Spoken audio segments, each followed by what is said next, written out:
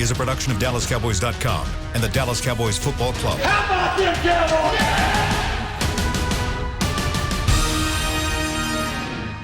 This is Talkin Cowboys. Streaming live from the Dallas Cowboys World Headquarters at the Star in Frisco. Handoff, Elliott plowing to the goal line. Barry, sacked by Lawrence. Prescott keeps it, and he bangs it in for the touchdown. And now your hosts, Isaiah Stanback, Heckma Harrison, Rob Phillips, and Kyle Yeomans. You know, for all of those that are listening out there, I just want to let you know that, one, thank you for tuning in. Two, you've come to the right place, because us here at Talkin Cowboys, we like to wait until Friday to really say it with our chest and to really dig in. And sure, we're angry at times and we're upset at times, and of course we're disappointed, but today, we're going to say it with our chest. It's a rare edition of Say It With Your Chest Monday here on Talkin Cowboys, because the Dallas Cowboys fall in an NFC least battle 23-9 and fall to 2-6 on the 2020 season last night in Philadelphia at the Lincoln Financial Field. And man, we got a lot to talk about whenever it comes to the offensive side of the football. Defense played better, but, man, we've got a lot to hit there as well. Isaiah Stanback, our resident Super Bowl champion, Cowboys insider Rob Phillips, the sultry voice of Heckma Harrison. I'm Kyle Yeomans. Again, thank you. Smooth jazz. Smooth jazz with Heckma Harrison. Thanks again for joining us, and let's go ahead and get into this. Let's dissect what happened last night. Ben DiNucci starting at quarterback, the seventh-round rookie, out of James Madison, and it did not go well for DiNucci, the entire offense. And Rob, things just they were pretty out of whack from the get-go on that side of the football.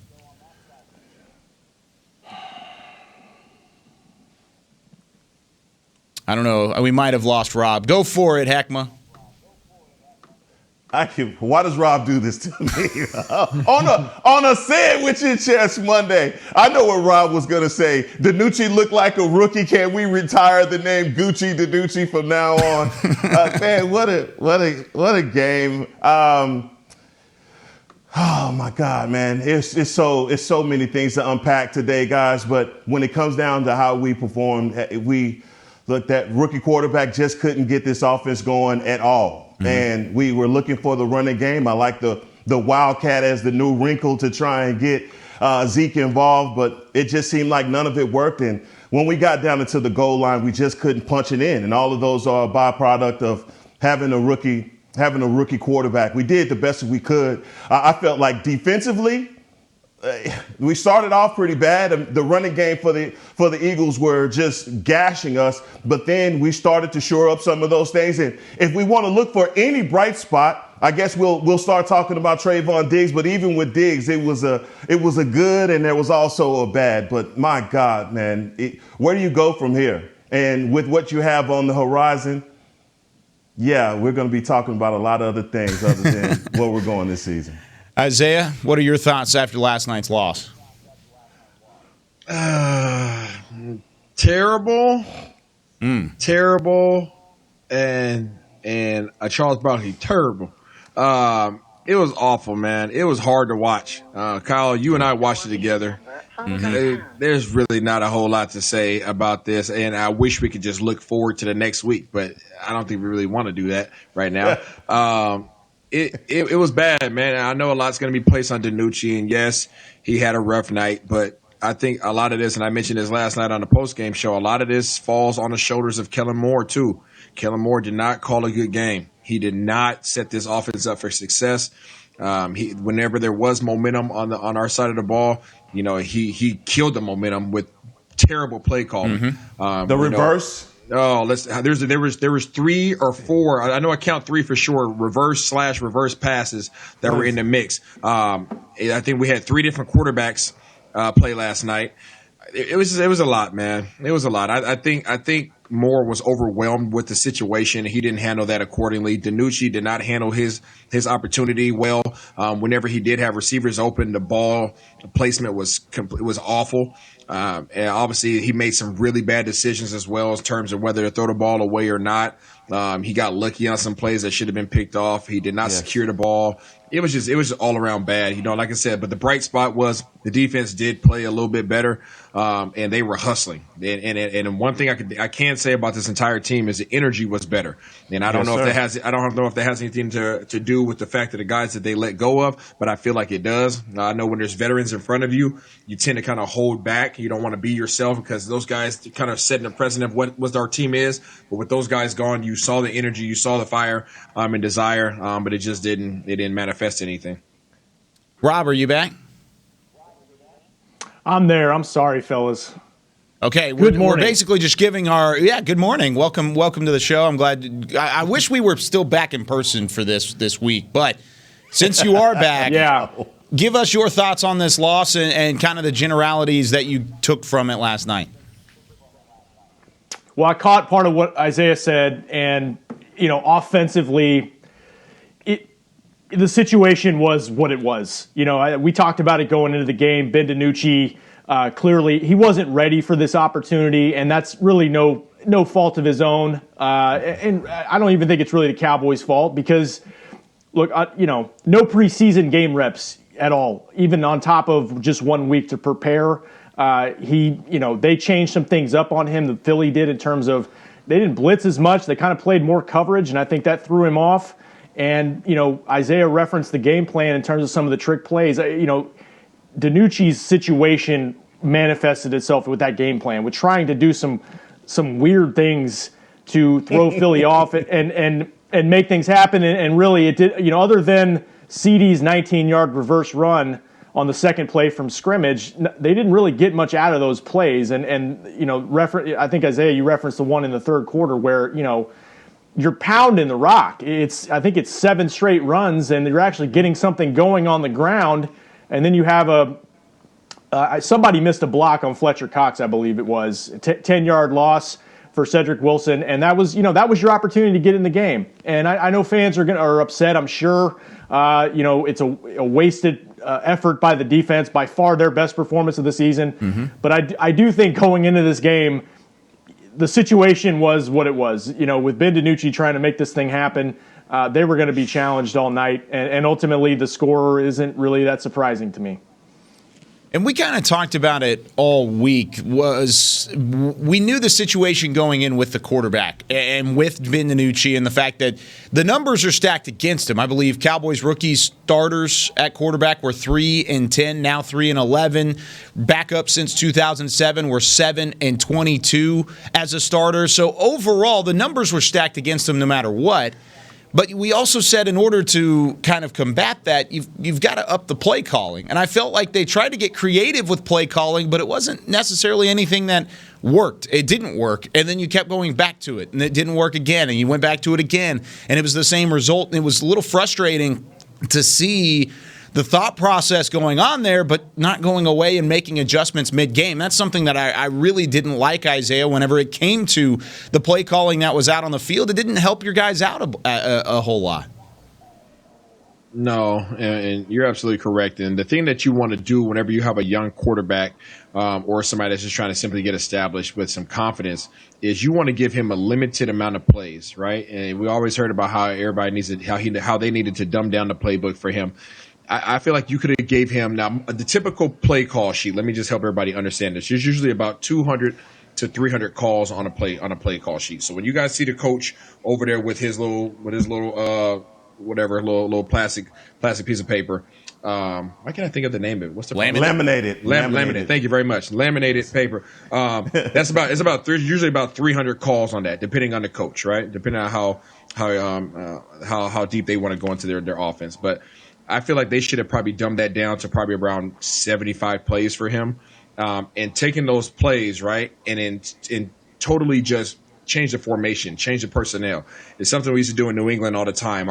We had a very extensive offense, but a lot of the times we were going to a game a week, and we would simply just take about 20 plays and we would just run those same plays over and over and over again. But we were running from different personnel, we were running from different formations, we were running from different motions to get to those positions. That way, he's not overthinking things, but it looks totally different to the defense. So there's a way of going about it, and I think this is a test for him as much as this was a rookie stepping up into this position. I think Kellen Moore, this was his rookie showing in terms of how to handle somebody in this situation. I think Ben said after the game, Isaiah, and it looked like Schwartz. It looked like Schwartz had an easy game plan for the DiNucci that confused him. There came at points in the game where you could tell the rookie was struggling. He was seeing 15 DBs back there. He couldn't find any spaces at times where the offensive line actually gave him the time to throw. But when you go into a game like this, and we talked about the pitch count and saying that, look, man, if we got to the point where DiNucci threw the ball 40 times, we were in trouble. Look at the stat sheet, threw the ball 40 times. But the worst quarterback in this game wasn't Ben DiNucci. It was the other guy. And so, I mean, if you want to just place your hat on anything, we didn't do ourselves any favors in this game to win it, but Philly is terrible as well, all right? And so they got by, and we couldn't overcome some of our mistakes for our rookie quarterback. But look, man, Philly isn't going anywhere fast. And based off of their schedule and what they have coming up, if we can just get some things correct, and I can't even believe I'm saying this. Yeah, I can't believe you're saying it either. We got to get. Well, that's the thing, man. Philly is terrible. They're bad. All right, and you could tell with the way that Wentz is holding on to the ball. Look, man, it's not going to get any better. And if we just had a little bit at quarterback, that was a game for us to win. Just saying. Yeah, I mean, Wentz made 3 more throws than DiNucci did. As much as DiNucci struggled in that game, I mean, he had the touchdown pass and a couple other throws, and other than that, I know it looked windy, looked really windy, but he was just throwing balls up for grabs. The accuracy for Wentz has been a problem all year long. But to piggyback on what Isaiah said, I mean, with DiNucci, I think the play calling could have helped. I think they should have stuck to the run, especially in the second half when it was working. Yeah.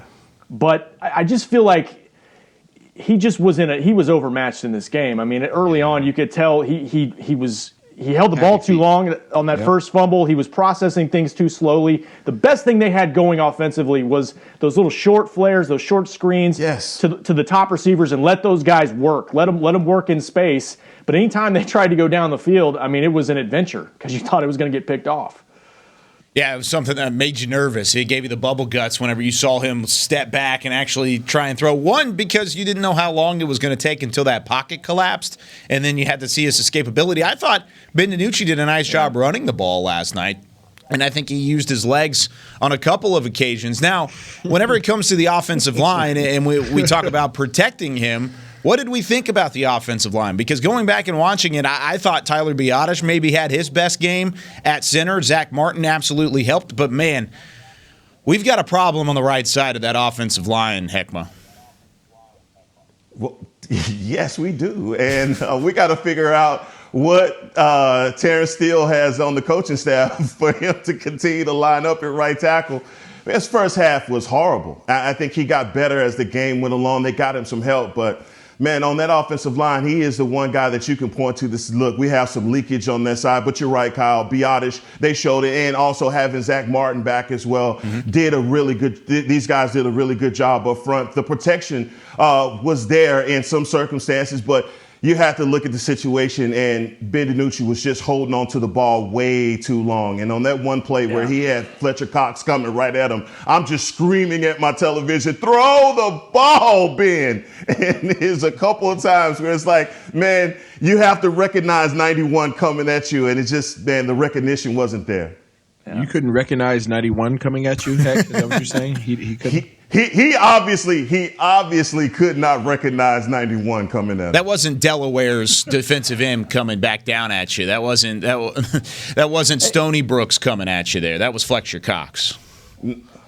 I mean, throw the ball, get it out of your hands. I wanted to ask Isaiah this because he was in studio last night. I didn't get a chance to talk to him, but from a quarterback's perspective, was he just seeing, like Heck said, just 15 guys? Was everything just going too fast for him? Because it seemed like maybe it settled down a little bit in the second half, but early on it was just like there's too much going on for him, I think. Yeah, no, I think I mentioned this to Kyle and Nate in studio in the first quarter. When Ben DiNucci dropped back, I think it was like a third down play, and you could tell he wasn't looking downfield. His eyes were not downfield. He was concerned with the rush, and at the time that he was doing that, there was only 4 guys rushing. Well, I'm sorry, Ben, those are going to be the same 4 guys coming at you all game long. It's not changing, But I've been there before. When I was a young quarterback in college, you get caught up looking at the rush. You're so concerned about getting sacked that you now can't focus on doing your job, which is making sure that you deliver the ball down the field, and throwing downs. And it's a lot, man. It takes a lot of repetition. It's going to take him a while, and we don't have a while, unfortunately. Hopefully Andy Dalton can get back and get some form of stability going forward. But he's young, man. It sucks. It's just a sucky situation. I think he failed in his rookie start. I think, like I said, Kellen Moore, he was a rookie in this particular situation, and he failed as well. Hey, what about the sidearm throw right there? That was terrible, man. I don't know. He kept pulling that out, too. He kept pulling out the sidearm on the sideline. That's a question. Yes. Kyle, we were in training camp, and he didn't get a ton of reps. But I know he kind of throws like that. But the one by the sideline, I don't remember him doing the Wyatt Earp thing. Oh, no. Where it's complete sidearm. That was new, I feel like. Whenever he pulled it out, the first thought I had, and I can guarantee Nate and Isaiah remember me doing this, I jumped up. I had some ribs in my plate, and I put it on the ground, and I said, listen here, that was a baseball throw. And, he was basically like a shortstop coming around and throwing sidearm off balance. It's that's hard to do, one. Terrible. But 2, that's such a low accuracy play. I don't know what he's thinking there, trying to make something happen. Everybody on the sideline just watched the ball go by. What was that? They said, huh? Yeah. Hold up.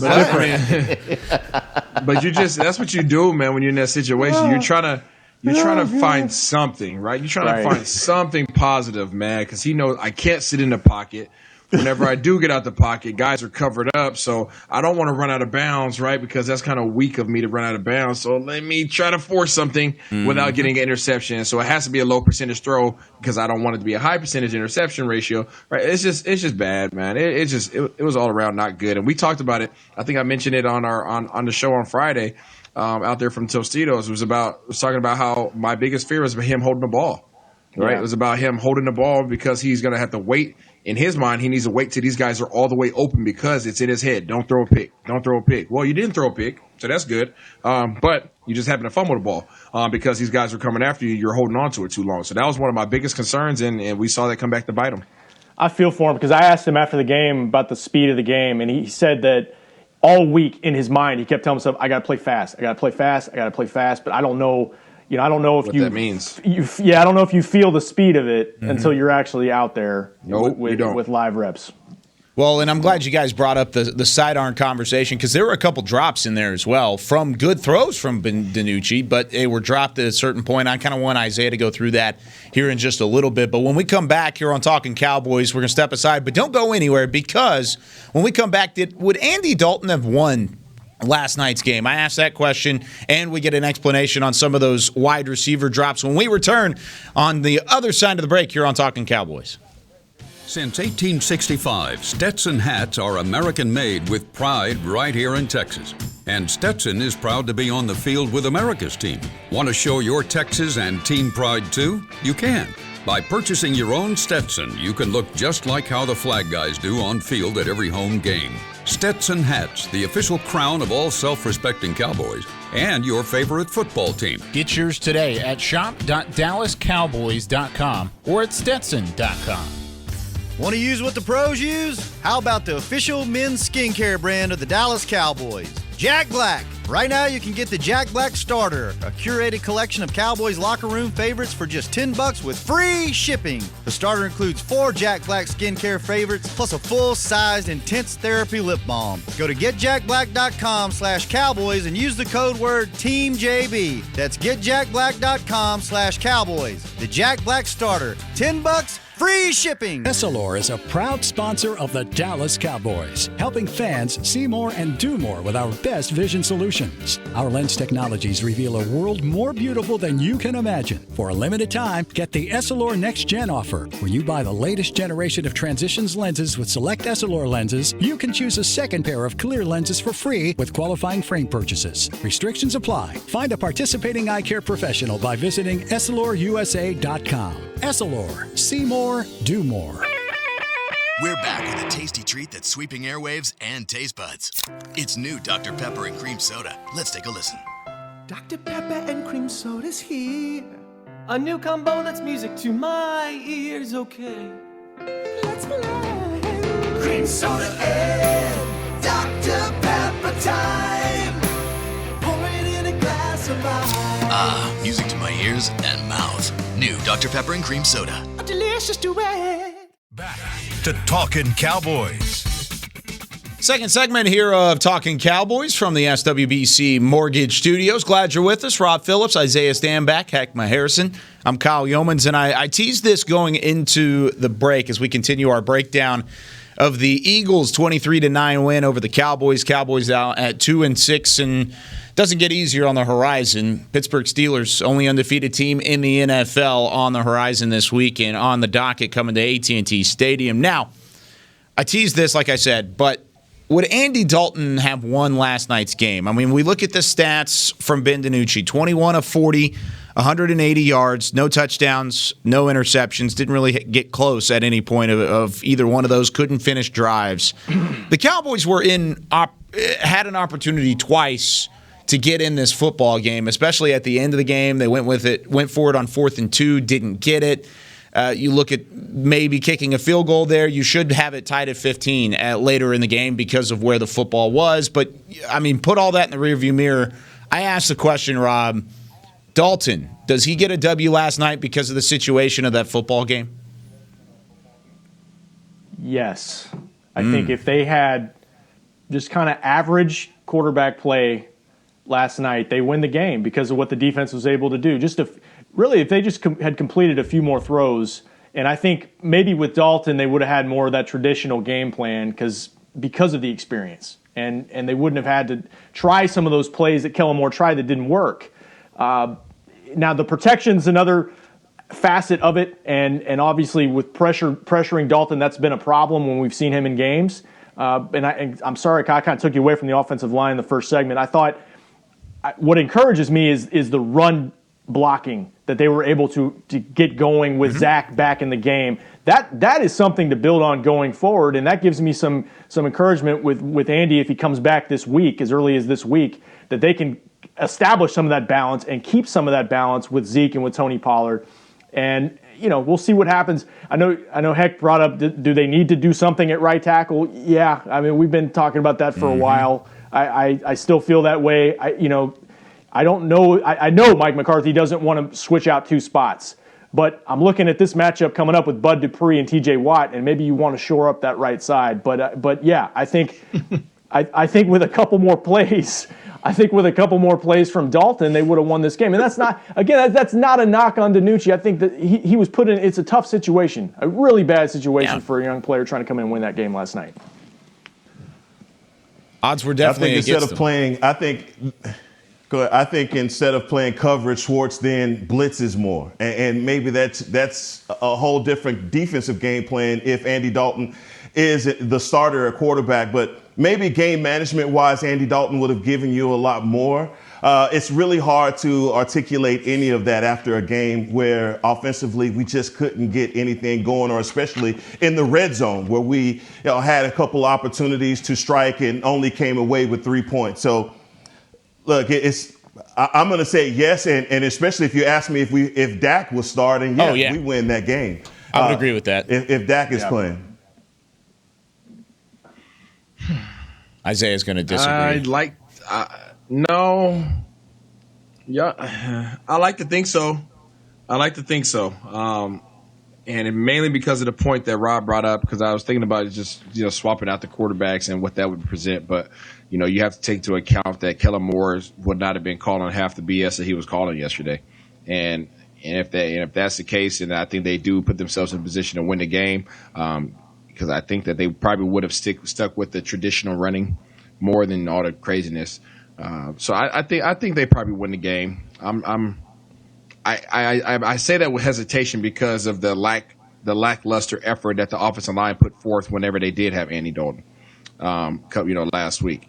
And if that's an indication of what's to come in terms of their effort based upon that particular quarterback, then we still have woes and worries. But if they gave the effort that they gave last night with a different scheme, yes, they win the game. That was another encouraging thing. We can talk about the turnovers on defense, but the team came out with a little bit of an energy. They came out. I thought it was the first time really all year we saw a bit of swagger. And I said that initially on the postgame show as well, was we finally saw some swagger. We saw the energy. I don't know what flipped the switch in that regard. And maybe the early plays helped to continue that at least until halftime. But then after halftime, things kind of fell apart and it went back to normal. But where does that energy come from a Cowboys perspective? Is it playing for a rookie quarterback, knowing you had to do your job and just playing relentlessly as opposed to playing conservatively and sorry for yourself? I really think it has a lot to do with the veterans being removed. And I think I was talking to Nate about this last night. When you have some older veteran guys on the team, you look to them as a young guy. You look to them to set the culture. You look to them to set the tempo. You don't want to kind of overstep your boundaries, right? Because you're lower on the totem pole, so you kind of play your position. You stay in your spot, and even when those guys aren't doing what they should be doing, you still kind of stay in your spot because you're still second fiddle, right? As soon as those guys are removed, as soon as you remove those guys, now what? Oh, shoot, we could turn up. You know what I'm saying? We could turn up. Let's go. I don't have anybody I don't have Big Brother that's going to say, hey, chill out, little homie. I don't have that, right? So now I can go out there and I can play free. And you saw those guys coming out and they're having fun and they're getting geeked and they're juiced up. And that's what this team needs. And it was awesome to see. We just need to see it turn into more positive plays. There were some positive plays last night, and the defense did play better. And I think a lot of that came from that energy. So I think it's just the young guys being allowed to be young guys without having to worry about Big Brother looking over their shoulder. Yeah, we got a lot more. We got a lot more from guys that we've been calling their name. Tank. We had a Tank sighting. So for all the Tank haters, let's talk about the job that Tank did last night, and also Randy Gregory. That one. What was it? The roughing the. Roughing the passer. BS, Yeah, that was a horrible call, but I think we got an interception based off of that. But either way, you saw a lot more energy, and whether that was from guys getting the axe or getting their bus tickets out of town, whatever that was, you saw the defense definitely came into the game with a different approach, and I loved seeing it. But just from the front line standpoint, you're just not seeing as many guys get blown off the ball. But I said this before, even with getting rid of number 95, you may realize that you have a few other guys on your defensive line that are still presenting problems for your scheme that you're playing. Yeah, that's a good point. I mean, Boston Scott, I was worried about him all week, and I think he had 40-something yards on the first two drives rushing, and he wound up with like 52. Heck's right, they did a better job shoring things up with the run defense, but I mean, when Tank Lawrence says after last game, we need more fight, we need more backbone, and he's a captain, he's a leader, and he steps up with a sack on the second play of the game, and we talked about the defense needing a spark. That set the tone, and then we talked about needing takeaway, something to spark this defense. Donovan Wilson comes up with a takeaway right off the bat, and I think they kind of set the tone and got themselves feeling good about themselves, and I think they made some adjustments in the run defense. If they're going to continue this, and that's it was a really good performance. It's something to build on. They have to find a way to carry this over, though. And if they're going to do it, they've got to be able to continue being sound against the run, against James Conner this week, against everybody else going forward. But I thought that first drive just kind of set the tone and got them feeling good about themselves for once. But piggybacking off of that, Rob, whenever you make those plays on defense and you come out with that energy and that fire, that desire, and then you give the ball back to your offense and they go, wah, wah, wah, right? Like it takes it out of you, man. Instead of those guys being excited about the next opportunity, right? Instead of being excited about the next opportunity, because guess what? We went out there, we got sacks, we got a strip sack, whatever it is, and we get the ball right back to our offense, and they go out there and they score a touchdown. Okay, cool. We got a great relationship going. right? This is a relationship now. This is not one-sided. Nobody likes being in a relationship where you're always the one giving, right? So that's what this it can't turn into that, because then you have resentment, and then you have guys starting to take plays off, and then you got guys starting to just collect checks, and we've already seen that already happen. Oh, you're absolutely right. I do think this game is a little different in that I think everybody knows what Ben was up against this game. And so, maybe now with Andy coming back, maybe this week it's a different story because, like you said, 10-year vet, you're expecting a guy that's going to move the offense consistently. That's what you brought him in for. But, yeah, with Ben, like I said, it was what it was. Trying to get him going, trying to help him out. And whenever you talk about the energy, it finally looked like a team that was tired of getting pushed around. And maybe because it was a rivalry game, maybe it was because it was primetime, but even in previous rivalry games or even primetime games, we had seen them get pushed around and kind of embarrassed on national television. I don't think they got embarrassed last night. I thought that was a game they had a chance to win. Of course, they led at halftime. They had a chance later on to maybe tie the game if they would have had the drive to put it together or take the lead if you had that drive. But like you said, Isaiah, it really was deflating to have the offense perform the way they did. Now, I mentioned this earlier, but there was also some deflating plays specifically from your wideouts, and you need every single reception in a game like this. You need Michael Gallup to make a grab. You need Amari Cooper and CeeDee Lamb to make the catches that are in their chest. And there were on multiple occasions off of a sidearm throw from Ben DiNucci that the ball ended up hitting off their chest and falling to the turf. What goes into that as a wide receiver? And it's something that I think shouldn't be that big of a difference, but is it that big of a difference seeing it come out of the sidearm delivery? You gotta get over the shock of what the heck is going on. I'm pretty sure there's no. Before I say that, there's no excuse. Okay, the old school rule: if it touches your hands or it touches your chest, you gotta you gotta catch it, right? So no excuse. Don't let me. I don't want anybody to be misinterpret what I'm saying. But on a hilarious note, what the heck? Like when you watch a ball come out like that, they probably turn their head. You ever call a dog's name, or you ever done something to a dog and a dog? I just did it. Like that's probably. I assume that's probably what those guys did when he threw that thing sidearm. Like what the heck is that? And the next thing you know, you heard him say all week, the ball gets up on you quick, right? So I'm assuming that's what happened. They probably had a little dog moment, little ears perked up, and then the ball crept up on them. But they got to make plays, man. There's no excuse. They have to catch the ball. DiNucci has to do better.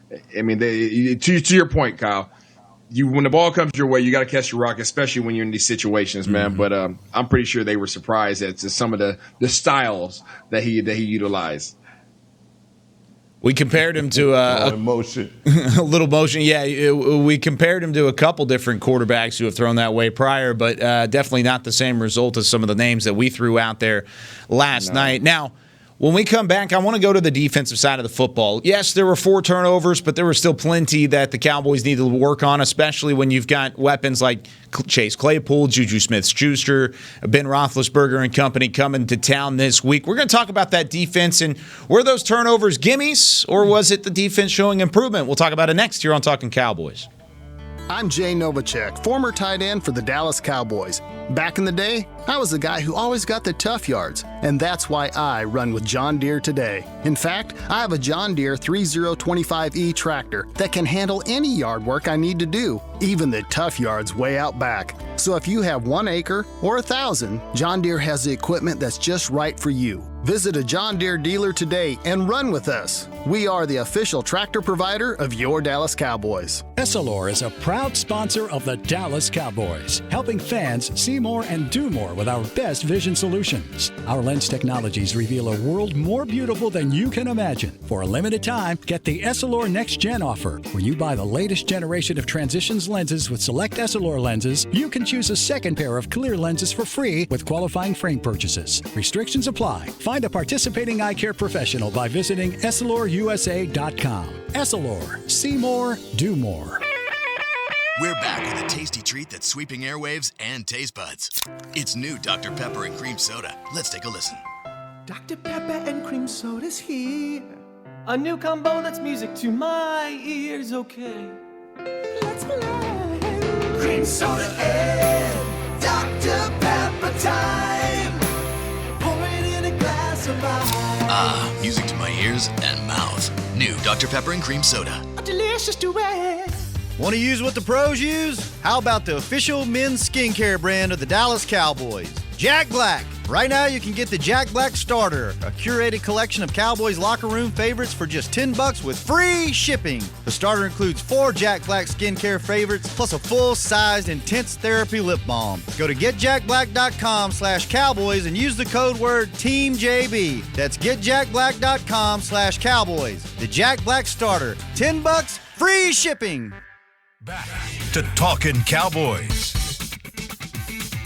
Final segment here of the Monday edition of Talking Cowboys, the morning after a 23-9 loss to the Philadelphia Eagles. Cowboys facing the Steelers coming up at AT&T Stadium this week. Get your tickets. If anything, you get a chance to see the only remaining undefeated team in the NFL. That's always kind of cool having them come to town.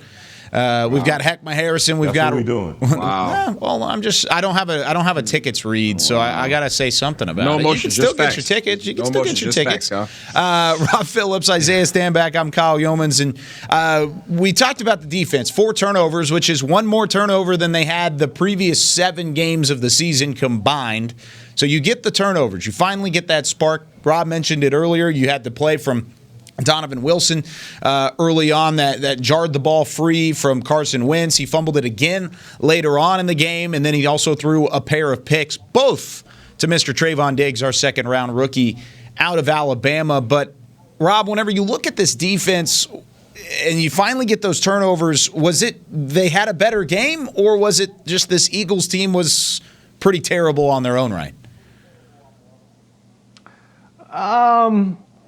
Yeah, I mean, I think it's all in perspective, right? But I think as bad as the defense has played for stretches and really for the entire season, with giving up a historic amount of yards and points, I think you're looking for progress. You're looking for progress no matter who you're playing. That's a good point. And I think we got it. I think we saw it. I thought I think the best thing they did was like Isaiah mentioned and Heck mentioned was the energy level. And continuing to kind of play for each other and be a little bit more assignment sound in the run game. I think there were steps made there. My question is for you guys is with Trayvon Diggs. He had the 2 picks. Where do you guys feel about where he's at in his rookie year? Because teams are still going after him. I like how he bounces back and he doesn't let it seem to faze him. But I hope that part of it he can clean some of that technique up or whatever it is that's preventing him from stopping some of these big plays that they're trying to get some downfield. Yeah, he's pretty good. His short-term memory is pretty good, but man, they continue to come after him. And he's a rookie, and you've heard those whispers about possibly benching him and letting some of the veteran guys go ahead so he can watch them and not be isolated in a situation where it feels like a trial by fire. But that's just who he is. And I love what Sean Lee said about the rookie, that he makes some great plays. If he makes a bad play, he's the kind of player that doesn't process the bad stuff. He wants to come back and continue to stay competitive. I like that. I mean, just like we talk about Ben DiNucci being a rookie quarterback, we have to realize that we have a rookie cornerback that's getting everything thrown at him. And he had a contest last night versus the guy from Fulgham. And, man, that was a battle. And Fulgham at times looked like he was getting the best of him. But getting those 2 picks, man, that's got to be good for his psyche. But he has other things that he has to clean up in his game as well. Kyle, don't let this come to me. Oh, I'm letting it come to you. Okay, how about this? Here, let me preface it real quickly, because one of the biggest knocks on Trayvon Diggs' game coming out of Alabama was the fact that he relied on his speed a little bit too much to the fact where his fundamentals weren't necessarily there. Now, this is once again a guy who switched from receiver to play cornerback his junior year at Alabama. So he's only been a corner for 2.5 seasons, really, at this point. And even some of that, he was hurt for a good amount of time. So really, less than 2 seasons he's had in terms of seasoning at the cornerback position. So keep that in mind when you're looking at this guy. He's going to make plays Cool. But he's also going to give them up at the same time. And we saw that last night, Isaiah. I feel like you're about to go into this, but you saw the Diggs name on the back of the jersey with the 2 and the 7 there a little bit more than you would definitely like. Is that what it said on the back? Yes. I appreciate the information on his lack of experience. I mean, that's definitely helpful as my criticism of him. I'll hold back a little bit. Just a little bit. But you don't have to hold back at all. I just wanted to give some context. No, come on. I'm a nice guy. Say it with your chest. It's Monday. Let's go. The Diggs, his 2 interceptions, he did those, right? Credit. Mm-hmm. Awesome. Terrible plays by Wentz. Terrible. One of them was an awful ball on a deep post that was, I don't even know what that was. So that was a give me. He might as well have been back there by himself. But Brennan, man that won him, I don't know. He should have been back. He was back there by himself. Yeah, exactly. I don't know what that was. So that's a give me. But then you have a great catch in the end zone, right? A great catch by him. But what was Wentz doing in terms of throwing the ball away, right? That was a throwaway ball that just didn't get thrown away all the way out the field of play. So 2 terrible plays that I give him. He has credit for him, but I don't really give him credit for it. There's a lot of other plays in there where he was playing where he was playing aggressive, and I do like how tenacious he is. He does fight. He has some fight in him. He has some dog in him, and that's more than we can say about a lot of guys on this team. And I respect the crap out of him for that. But right. He is. You can see his inexperience. You can see his inexperience. Every team we've played has torched him. Every team. At least once or twice. Not some. At least, right? So he's getting torched. And we talked about this during the week. Rob, what I say? I said, don't let him play man-to-man. Don't do it. Stop putting him in these situations. He can't do it. He keeps walking up there like he wants to put his hands on somebody, and then guess what? He doesn't put his hands on them. He sits up there and he tries to shadow them, right? When I say shadow them, it's literally like he's in front of them, and he's trying to mimic and mirror what they're doing at the release point off the line of scrimmage, and then they just simply say, oh, he's not going to touch me? And they just run by him, right? And we saw it last night. Yeah, we saw it last night. And it happened multiple times again where guys were just running by him. And it's just bad, man. At a certain point, you got to stop with that technique. If you're a big dude, you're a big corner, get up there and put your hands on them. If you're afraid of getting beat, guess what? They're beating you anyways. So you might as well go up there and see what it looks like when you try to put your hands on somebody. Use your size, use your length, and then go up there and continue to be tenacious, continue to be a pest, because that's what you are. You're a pest. That's what you want to be as a cornerback in this league. You have a lot of great attributes, but playing off coverage, off man, press coverage, whatever you want to call it, that's not working to your advantage. So figure something else out. I will say the way he battles, and you're right, I mean, he's given up a lot of big plays, and he's not the only one this year, but the way he battles is what Mike McCarthy's looking for, what Mike Nolan's looking for, just continuing to fight, continuing to hang in there. Right. And I think they think he's going to be better for it. I do too, but I mean, it's been a tough year for him. I mean, it's been tough. Quarterback's going after the rookie.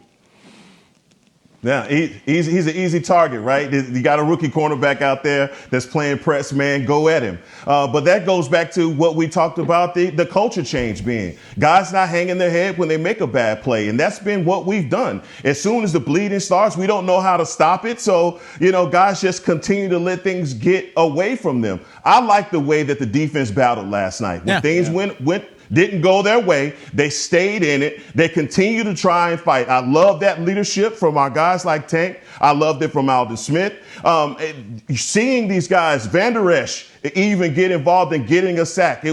That was awesome to see, and that was something that he needed for his own psyche, coming off the collarbone and the neck and everything else. And so if they have anything to build on, and I know, look, Trayvon Diggs has a tape out there that says that he has had some bad plays, but we also have other tape that shows him being aggressive and gambling.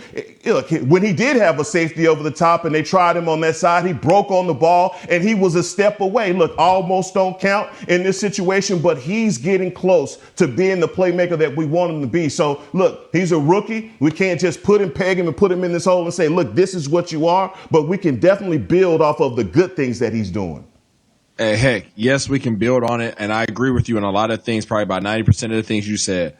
But that 10% has to do everything with the fact you say he's getting close. He's not close, heck. He's not close. He will be maybe next year, maybe the year after that. But this year, We're sponsored by Tostitos. He's getting Tostito out there, right? And what is wrong with you? Hey, listen up, man. Hey, he's not close, man. Let's just be real. Hey, I love him for a lot of reasons. I love his, and you guys know I'll be the first one to get into it, get on his head every week. There's things that he has, there's attributes that he has that you can't teach. You can't teach, right? You can't teach the grit. You can't teach his competitiveness. You can't teach his hunger. You can't teach how aggressive he is, right? You can't teach those things. Those are things that you have to want to do, have to want to be. You can't teach the fact that he has a short memory. And right? ball skills. But, when the ball's in the air, he can go get it. Oh, yeah. Yeah, he can go get the ball. But all I'm saying is Al Harris is his coach. Al Harris used to be the dude that put his hands on you at the line of scrimmage. Why isn't he doing that? All these guys that are burning him are literally just coming off the ball, giving him a little shimmy, and then taking off and gassing on him. I don't know if he's that confident in his speed. Bro, this isn't college. These dudes got go juice, man. These are grown men. You know, that's the dude that you faced last night is a lot bigger than you. He's 6'2", 215, and he disrespected you, right? A number of times. These dudes can ball. These guys that are coming here this week, they're way faster than the guys that you just faced. Way faster. I think they're Fogum didn't just do that to him. Fogum has done that to a lot of guys. What I'm saying, the technique that you're talking about is just getting your head turned around. I'm talking about when he had a safety over the top and he broke on the ball. That's it. And little things like that, you can take it for a rookie that we're trying to build him up and not destroy his confidence. That's what I'm talking about, Isaiah. Like I said, I agree with a lot of those things, heck, but he has to change these techniques. And I don't know if they're not, and I know they're teaching him these techniques. I don't know what's going on, why he's not applying these and taking them to the field, but he better figure it out. Because like I said, these dudes coming in here this week, these guys they're on a track team. They're on a 4x1 track team, and they all got that go juice. Yep.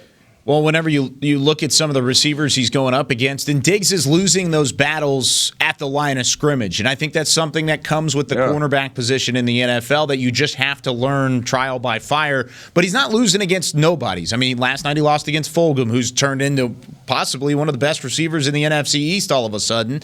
You had Terry McLaurin last week, who already is in that category. Earlier in the year, it was Julio Jones, it was DeAndre Hopkins, it was all of these different players that are top-notch guys that were burning Trayvon Diggs. So he's not losing. Kyle, he's not losing to nobodies. Kyle, this is I know. NFL. Listen, let me make my point. Man. Let me make my point. But if you're going to have him as that caliber player that you need him to be as your top corner, he's going to have to win those battles at the line of scrimmage, and he hasn't.